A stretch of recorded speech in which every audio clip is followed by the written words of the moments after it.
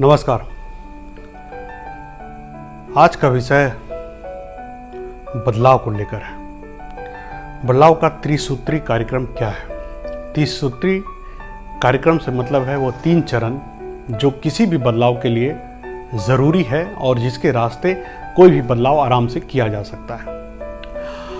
दोस्तों, शायद ही कोई व्यक्ति हो, संस्था हो, देश हो, सरकार हो, समाज हो जो बदलना नहीं चाहती। हर इकाई का यह पूरा ध्यान होता है, इस पे पूरा जोर होता है कि वह बदले और बदले सकारात्मक रूप से, अच्छे रूप से, और उसकी उपयोगिता, उसका दखल, उसका पहचान समाज में अधिक बढ़े, हर किसी की यह चाहत होती है। लेकिन कर कितना पाता है, मजे की बात यह है, देखने वाली बात यह है कि उस बदलाव चाहता तो सब है लेकिन कर कितना पाता है। आप अगर बदलाव के बारे में पढ़ेंगे, सुनेंगे, देखेंगे, आपको टनों सामग्रियां मिल जाएंगी, कई सारे वीडियोस मिल जाएंगे, लेकिन ज़्यादातर उसमें से ऐसे आपको मिलेंगे जिसको देखने के बाद आप इतना ज़्यादा आपको ज्ञान मिल जाएगा कि आप उसको व्यवहार में उतार ही नहीं पाएंगे। तो excess of knowledge and deficiency of knowledge, दोनों ही स्टेज में आदमी जहां का वहीं रह जाता है। तो आज हम इसको सरल बनाते हुए केवल 3 उपाय आपको बताएंगे, 3 स्टेज बताएंगे, जिससे होकर कोई भी अपने जीवन में क्रांतिकारी बदलाव कर सकता है। जिस दिशा में वह बदलाव चाहता है उस दिशा में बदलाव कर सकता है। So what are this 3 stage? What are these 3 stages through which anybody, any organization, country, whoever it may be, they can change themselves? तो इससे पहले कि मैं डिटेल में जाऊं, if you have not subscribed to my channel, please subscribe it. अब आते हैं अपने मुद्दे पर, और हमारा जो मुद्दा है कि बदलाव के 3 उपाय कौन से हैं। तो मैं सबसे पहले उपाय ही बता देता हूं ताकि आपके मन में जिज्ञासा शांत हो जाए। उसके बाद मैं एक एक करके तीनों को डिटेल कर दूंगा या व्याख्यायित कर दूंगा।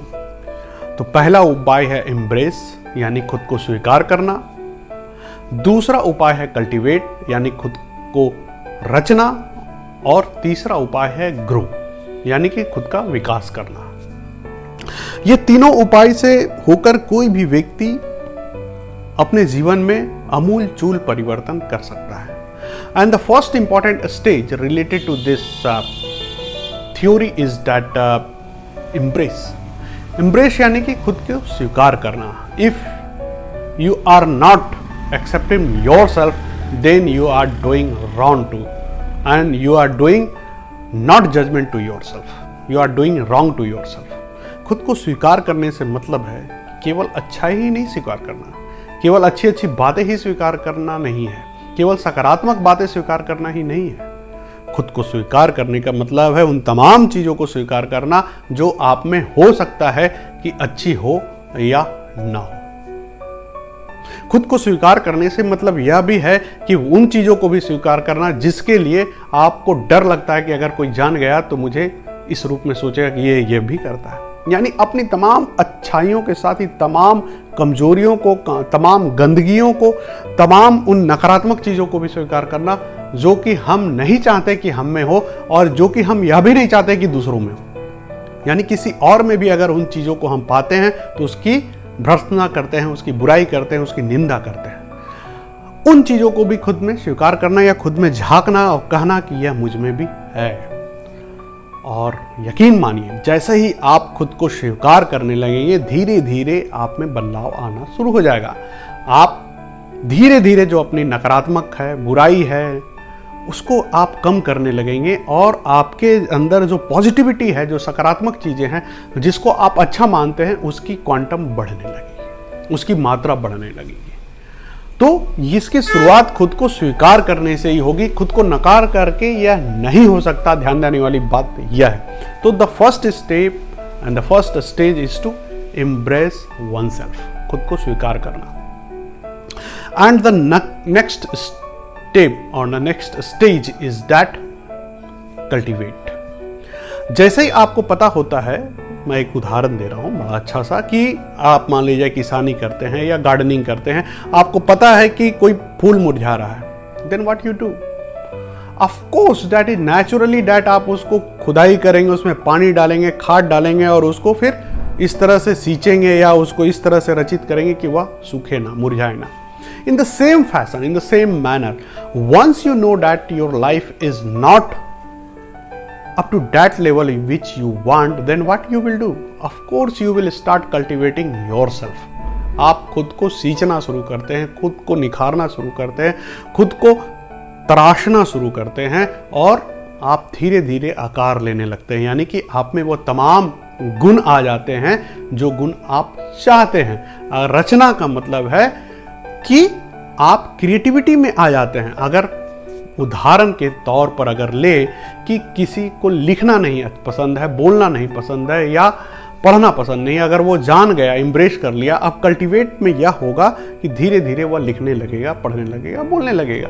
वह अच्छा लेखक बन सकता, अच्छा वक्ता बन सकता, अच्छा आने वाला कहानीकार, गीतकार, संगीतकार, कवि बन सकता है। लेकिन स्वीकार करेगा तब तो कि उसको लिखना पसंद नहीं है, या वह चाहता तो है कवि बने लेकिन उसमें वह गुण नहीं, चाहता तो है कहानीकार बने, उसमें गुण नहीं है। तो पहले स्वीकार और दूसरा इम्प्रेस, यानी उसको स्वीकार करिए और दूसरे में कल्टीवेट है। कल्टीवेट यानी कि फिर उसको सींचना शुरू करिए, यानी कि जहाँ कमजोरी है उसमें हम गुण डालने लगेंगे। धीरे धीरे वह कमजोरी है, जो खालीपन है, वह फूल होकर भरा भरा हो जाएगा और जो अवगुण है वह गुण में बदल जाएगा। So this one is the second stage, that is to cultivate oneself and cultivate for the betterment, cultivate for the good, cultivate for the desired aspect in the life, cultivate for achieving the future goal, cultivating for to gain the power and position in the society, cultivate for the good message in the society। तो इस तरह से cultivation हम शुरू करते हैं।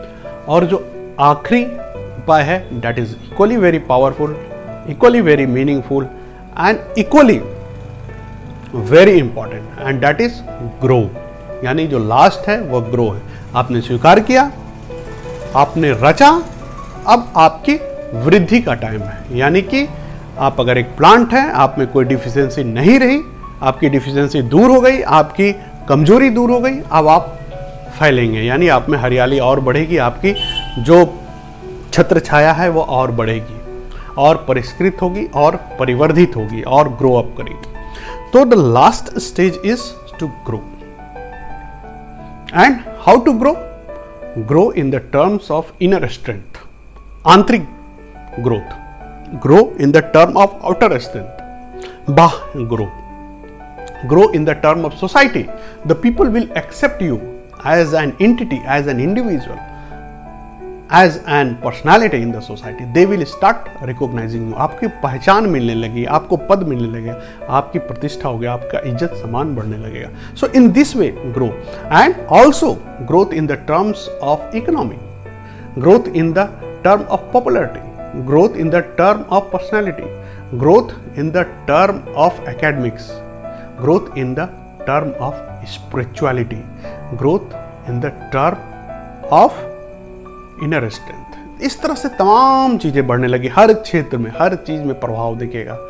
आपने एक बार स्वीकार किया, आपने एक बार रचा, अब फल का समय आया, और जब वो फल आएगा तो जैसे वृक्ष फल से आच्छादित हो जाते हैं और अपना तो भला करते ही, अपनी तो वंश वृद्धि करते ही फलों के द्वारा, भूखे का भी भूख दूर करते हैं। इन द सेम फैशन आपके पास इतना कुछ होगा बांटने को, खर्च करने को, कि आप दूसरों की भी कमी को पूरा करेंगे, दूसरा जिसको ज़रूरत है उसकी भी आप मांग को पूरा करने में सक्षम होंगे। तो बस ये तीन उपाय, that is embrace, second one is cultivate and the third one is grow.